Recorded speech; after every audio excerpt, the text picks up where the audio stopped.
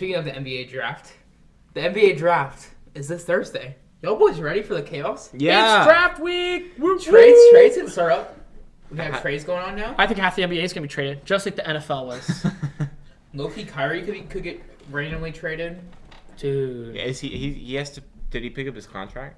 He's No. a free agent right He now. is a player option. Solid, yeah. Can he get traded right now? I don't know. I don't know that he I can. don't know if he can. But But anyways, maybe. other players can. Other players get traded. People trying to move up for the top 4 pick. People moving up to number 1 pick. You boys ready for this week? I have never been more ready for anything in my life. There's one Let's thing in my go! life I've ever been more ready for. The summer solstice. The that's summer tomorrow. solstice. Are you more excited for the summer solstice or the NBA draft? Let's get through the summer solstice first, and then I can focus all my energy So completely on the today, you get through that today. Tomorrow. tomorrow. Yes. So give Or me Tuesday. 20 minutes for the segment, all right? All right. Anyways, you still think Jabari is number 1? Let's start from the top. So that's interesting. If What's your feel now? We did an NBA mock Hey, draft on the You're the podcast.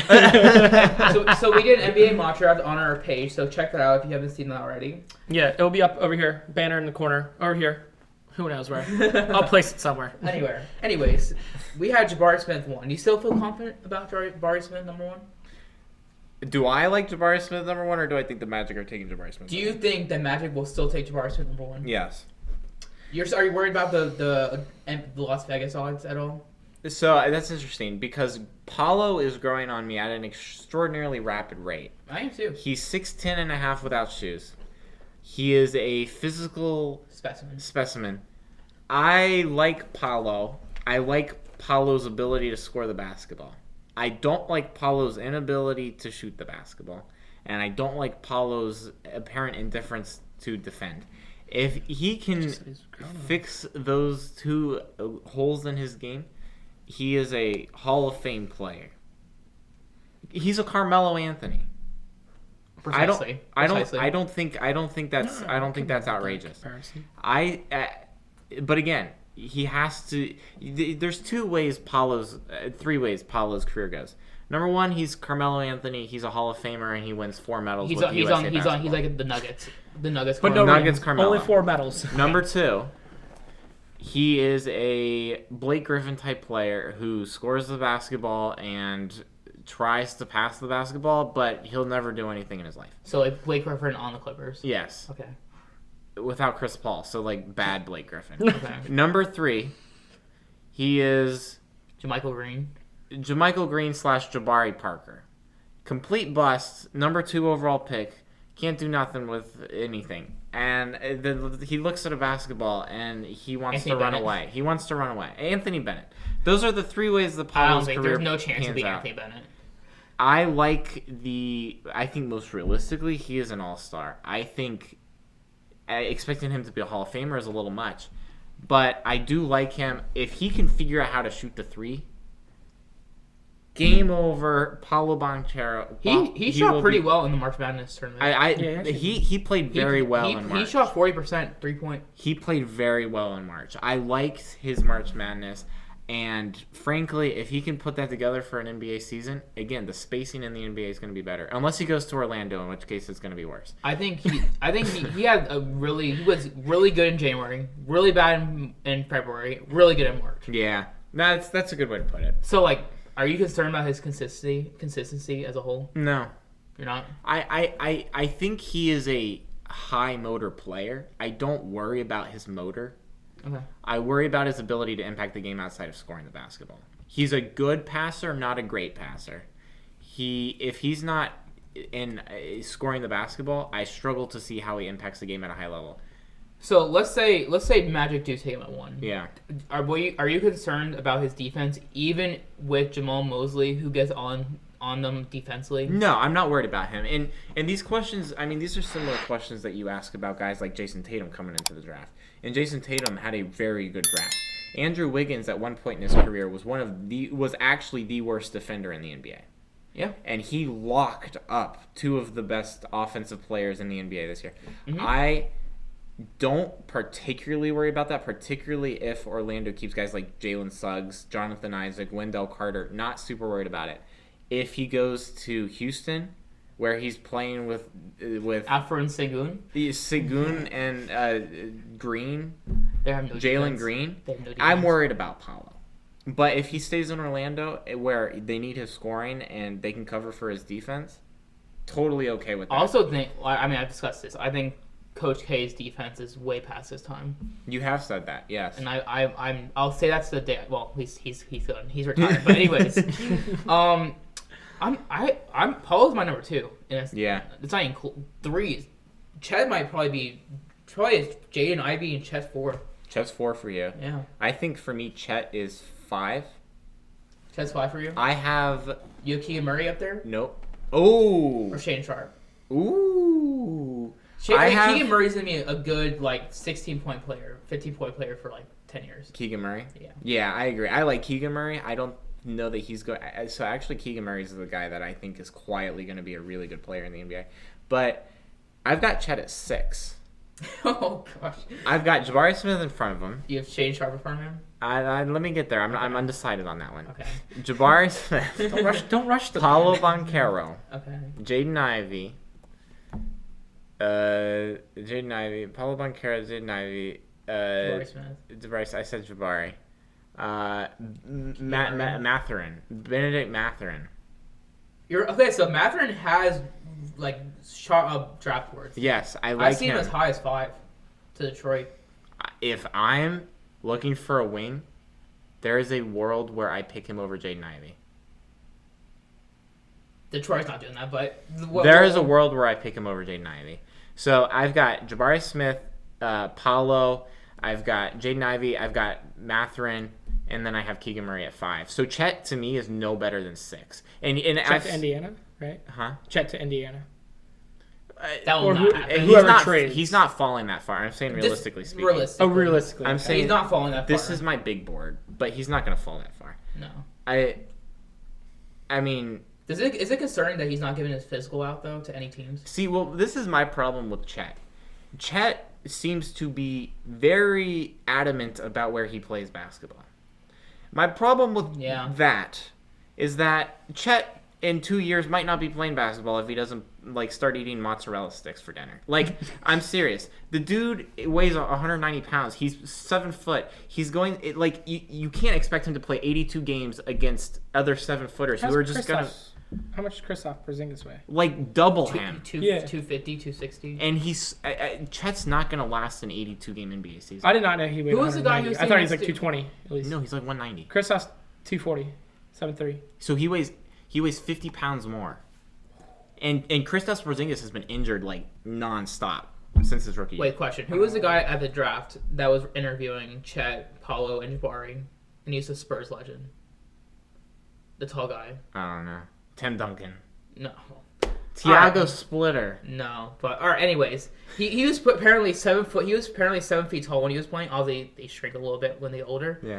But Chet was towering over him. Yeah. Chet's probably 7'1", 7'2". Yeah, I mean I don't have a problem with that. Chet's 7. But again, I think he's 7'1". I think that's bluff. I don't have a problem with Chet being. To me, height for Chet is not the problem. His weight is. No. And he said that and we've said that until the cows come home. Yeah. If he legitimately doesn't start getting on the Charles Barkley diet, The Donuts. TNT diet. yeah, then he's not going to be in the Seen that NBA diet. in That looks 5 really years. good. Mm-hmm. I'm serious. He's going to be nonstop in the hospital. He's gonna get bullied. He is. Jalen Duren bullied him, but he still had the instincts to still recover. But he got bullied by Jalen Duren, and he's 19. And it's going to happen night in and night out, and his body's going to give away. No way he lasts an entire 82-game NBA season. If people we're were thinking this, how are teams thinking about drafting him that high then? Because he is really good offensively. Because he's got this magic potion around him where he's Unicorn. 7 feet tall. He can shoot the basketball and dribble like a guard. And teams are looking at this and there's just this magic potion around him. Oh wow, this is everything we've ever wanted to have in a player. No, that's not it. And people are saying, you can add muscle like Giannis did. His body, Giannis's body is not the same. It doesn't allow it to happen. Chet has a maximum amount of strength. Chet can only probably get to 230. Yeah, 230 is generous. Based off what I'm seeing, he'd probably 225. And his But he probably needs to be 250. probably needs to That's be still running bad 240. though. That's insane. That's insane. Well, He needs Bol to has be a better frame comparable than to him. Chris Yeah. Sales. And that's saying something. Yeah. Mo Bamba has a better frame than him. Mo Bamba actually has a really good frame. Yeah, but he doesn't use it. Yeah, that's a problem. Anyway. Anyways, there's a lot of teams out there that even Wizards, Knicks, Indiana, Spurs, Thunder to move 12 up. They all want Jaden Ivey. Yeah. I think the Kings are going to move that pick. It depends how far they want it back. Because I think the Kings want Keegan Murray as a guy. Okay. Do you think it's realistic that Detroit or Indiana makes a trade with the Kings draft night? I don't think the Kings want Keegan Murray. What about a team like Portland? I think the Kings want John Collins. Of Atlanta. Not Shannon Sharp? Nope. Okay. I think the Kings want John Collins of Atlanta. I think if they don't get him, they're taking Jaden Ivey. So Sabonis and Collins will play next to each other? Yes. And where's Rashawn Holmes go? Rashawn Holmes is the most underrated player in the NBA. Yeah, so where's he go? Hopefully the Warriors. Because John Collins cannot play small forward. No, he can't. I love Rashawn Holmes. It's Sabonis and John Collins. I legitimately think that's what Sacramento's trying to do. Get a star. I think they want John Collins. Really? Yes. Even that contract? Atlanta moves up to 4. No, I don't think they moved the pick. Oh, wow. They just 2 straight up. No, they're going to move that pick. No, I don't think so. So you're saying this deal gets done before draft day? Yes, without the pick involved. Within 2 days? Without the pick involved. I think it's really interesting that the Pacers are at 6, and Jaden Ivey went to school in Indiana and played his college in Indiana. Yeah. I think there's a lot you can say about like teams that have players that grow up next to them. You can say that the Magic, like Atlanta area, has been favorite Wendell Carter, Chuma Okeke. Yeah. Like I think Cleveland has got a lot of Ohio State players or like people up north. I think like proximity because you could see them so many times. Right. So I think Indiana is going to make a move for Jaden Ivey. I think Indiana likes Jaden Ivey. I don't know they're willing to pay the price for Jaden Ivey. Who are you giving up? Miles Turner? No. Who do you give up for Jaden Ivey? Because I think that their core is Brogdon. You think the Kings want Brogdon? Probably not because they have guards. Yeah, I don't know who Indiana can like. Who are you willing to give up? That's a good point because I don't think they're not going to give up Miles Turner. They're not going to give Halliburton. They're not going to give up. Those are the 2. Yeah, I don't know who you'd give up. You get Brogdon, but that's not the right team. You don't think Indiana's moving on from Miles Turner? No. They moved on from Sabonis. They moved Sabonis for Miles Turner to get back. Yeah. I've seen a lot with teams, the Indiana Pacers, interestingly shopping him. Well, I think there's interest, but do you? I mean, no, the Pacers shopping him, not other teams. Yeah, no, I think the Pacers are interested. I don't know that. I mean, you don't think a deal could get done the amount that they want? Well, where would you move him? Sacramento? You'd put him right next to Domantas Sabonis again? No, not there, but just any team. I mean, I don't know which team. I didn't look at any. I mean, yeah. I mean, I think a 7-footer that can defend. You know, he's what Mo Bamba wants to be. I think there's a market for that, but where does he go? I mean, is it a sign and trade with Phoenix? Maybe. Yeah, Aiden's out. That'd be interesting if Phoenix does anything with Aiden in the draft. I don't think they can trade Aiden. Oh, until free agency? Yeah. Sure. But is he restricted or unrestricted? He's restricted. He's restricted. Right. Yeah. He's restricted. Okay, you're right. Because they have to match if someone else decides. Right. Okay. Do you think Detroit? Because Detroit knows that the Kings do not want Jaden Ivey. Yeah. Do Detroit risk it and say, hopefully no one jumps us to 4, or should Detroit move up to 4 to make sure that they get Jaden Ivey? So you really think they want Jaden Ivey? I think also Jeremy Grant fits pretty well in that team because they have Rashawn Holmes at 5, Sabonis at 4, and Jeremy Grant at 3. And then you have your 2 guards. I think Jeremy Grant gets moved in the next 30 days. Do you think it's realistic that Jeremy Grant gets traded to the Kings? I think it's feasible. But again, the Kings... Yeah, I think that's feasible. I think that's good. I thought that there. I'm like, that makes really sense. I like that deal. Yeah, I like that deal. I think we're going to see a lot of big trades this offseason. So, I mean, you're only moving one spot, so I think they're in a flip flop, and Jeremy Grant only has 1 year left. So I mean, it's just like the Kings want to win games. But does giving up Jeremy Grant for 1 pick?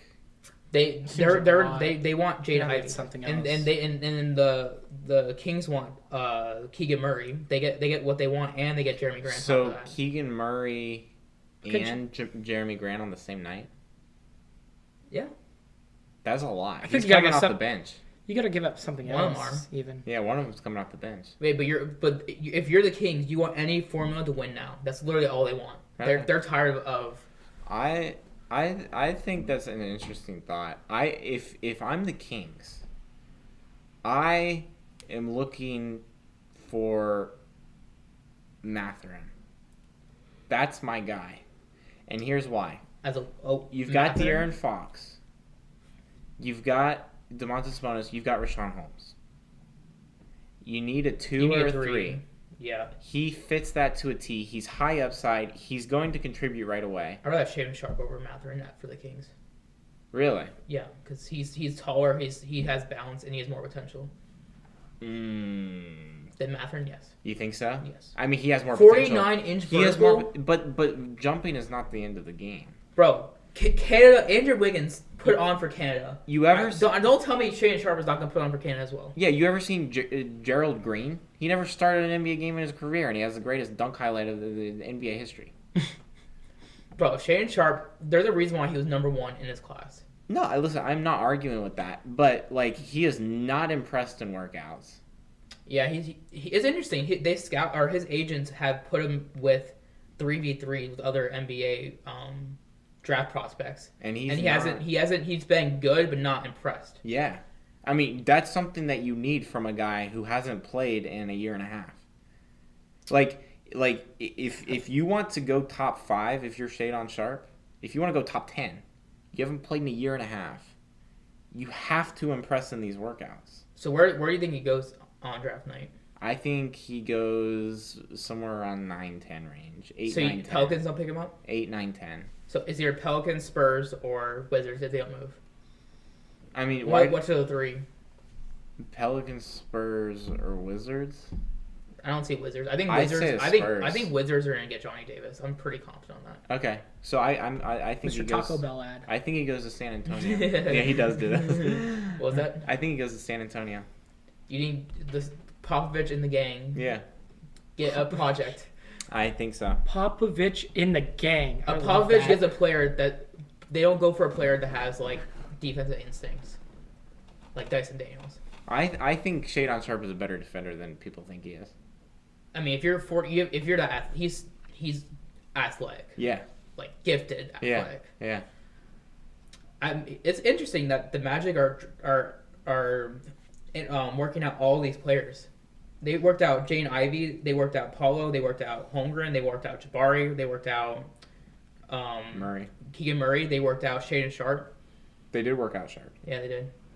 Wow. And they met him in Chicago for the draft combine. Wow. Yeah, I mean, What do you think Atlanta's gonna? I mean, are they realistically thinking about Shaedon Sharpe number 1? I mean, it also is good.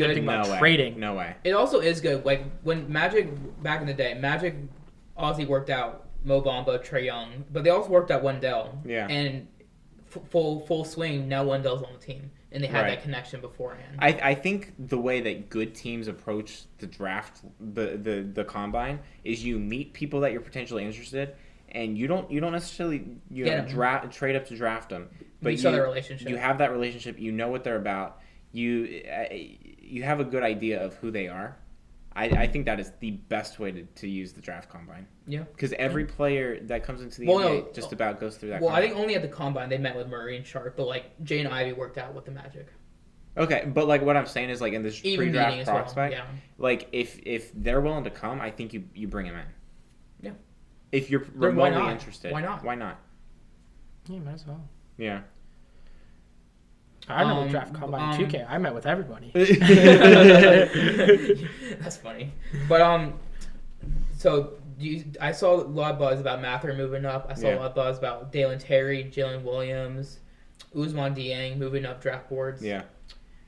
Do you feel confident with our old NBA mock draft that we did? Yeah, it's totally. I don't feel totally, so confident with the graphic. No, I don't feel confident at all. The colorblind kid might have screwed that one up. I feel very confident in our draft. I don't think the board changes that much. I think so it's interesting because yes, there's a lot of movement in terms of where people think they're going to go. I don't know that it's actually going to be enough to change much. Do you see a lot of trades on draft night? I see quite a few. I do see I think there is a very reasonable chance that 1, 2, 4, and 5 are all available. I'm not saying all of those get moved. I think they're all available. 4, 5, 2, and 1. Yeah. Magic, yeah. I think they're all available. And so I'm not saying they all get moved. I'm saying those 4 teams right there are interested in potentially swapping with each other. I think there's going to be some movement. What that movement looks like, I don't know. I think Thunder have 17 first-round picks and they're not going to keep it anymore. I mean, if Chet's their guy and they're confident Orlando's not going to take him, then no need to move up. No, the 12th pick. They're going to move up from the 12th pick. Oh, you think so? 100%. See, well, if I'm Orlando, this is interesting. If I'm Orlando and I'm down between Jabari and Paolo, and I'm totally content with either one, I trade for that 2 and 12. Do you think OKC would do you think OKC would go ahead and Magic and draft Jabari? Listen, if they do, then Paolo. But again, yeah, that's what I'm saying, right? Okay. Like if you're content equally with those 2 guys, trade down to 2 and 12. You now get Jabari or Paolo. You're now at 12. You've got Terrence Ross you're trying to trade. You've got two second-round draft picks. And then you have the Chicago pick next year. You also have Denver's 2025 pick. You have assets to move up from 12 to, say, 8, possibly with Portland. Mm-hmm. If Shadon Sharp is still on the board, if Benedict Mathurin is still on the board, you can now add Mathurin or Sharp and Paolo and Jabari Smith, and now your lineup is insanely deep. It's insanely talented, and you have some of the best players of this young rookie class. Yeah. I don't know that if you're Orlando, again, if you're sold on Jabari or Paolo, then you have to grab them. If you're not, you let somebody else make the decision for you, and then you get 2 really good players. I don't think OKC's going to trade that 12th pick, no matter what. You don't think they are? I don't think they are. I think they want to move up from 12 and get a player in around the 7 and 10 range. But they have so many first-round picks in the next few years. Yeah, that's why. They just trade another one. They need that 12th pick. They use it and trade another one to move up a little bit. Because if a team wants to trade back from like the 7 and 10 range, they want to move back all the way to like, oh, we have no pick now. I disagree with that. I think the reason that OKC has their picks is because they want a superstar. They want to trade for a star. Yeah. I don't think they want to draft the star at 12 or at 8. I think they want to when Kyrie is like Kyrie's not going to OKC, but like when somebody like Zion becomes available, throw 12 first-round draft picks at New Orleans. You won't even feel it, and then like nobody's going to come close to that. And I think that's OKC's idea. And so if you're Orlando and you can offer them the 2023 Bulls pick, the 2025 Denver pick, for the 12th pick, you have to do it. Yeah. Because Orlando doesn't feel it. OKC still keeps their war chest cycling over. I think that Chicago pick is going to be really valuable next year. Do you think Zach LaVine leaves? No, I don't. But I don't think the Bulls get better. I think the Bulls are lucky to be in the playoffs next year. Yeah. Wow. I don't like their philosophy at all. I don't like the Bulls' philosophy. I said this last year too. I don't have. I think there's a lot of rumors that Gobert's gonna get traded with Vucevic. But why does Utah take that deal? Because they get off Gobert's big contract, and Vucevic has 1 year left on his contract. But who are you signing if you're Utah, or are you rebuilding? You rebuild for 1 year, get Donovan Mitchell his guy, and then you have all the money. So you pull Portland. You pull Portland for 1 year. Okay. Yeah. Okay. Yeah, that's an interesting thought. I mean, that's actually not a bad trade. I mean, think about it. Like, at least they get something for a year. But again, then they have the ability to build. But if you're Chicago and your lineup is Lonzo Ball, DeMar DeRozan, Zach LaVine, Gobert, Patrick Williams, Rudy Gobert. I mean, realistically, how many of those players have ever done a single thing in the playoffs? Rudy Gobert cannot step foot on the floor during the playoffs. He can stomp the foot of the floor in playoffs. Yeah, that's true. I mean, Zach LaVine is a good player. He's not. If he's your best player, you're not going past the first round. I don't think Chicago should pay him. I don't think they should overpay him. I mean, I think there's a limit for him. He wants a 5-year, $180 million. That's a little much. Jeez. That's $36 million a year. That's a little much. I think if he's around the $140 million range, I think you pay him. It's 5-year, 140, so that's like 28. Yeah, I'd give him $30 million a year. He's worth $30 million. I'd give him 30. I would do 4 years, 120. Okay, that's fair. That's fair. I think that's his. I think that's what he's worth. That's fair. I mean, he's gonna get. I think he's gonna get something. Mm. But do you think any other no other team can like match that, other than maybe Portland? But Portland has to pay for Anthony Simons. I mean, Portland can. San Antonio can. Portland. If Portland pays Anthony Simons, there's no way they can afford it. I don't think Portland's gonna pay Anthony Simons.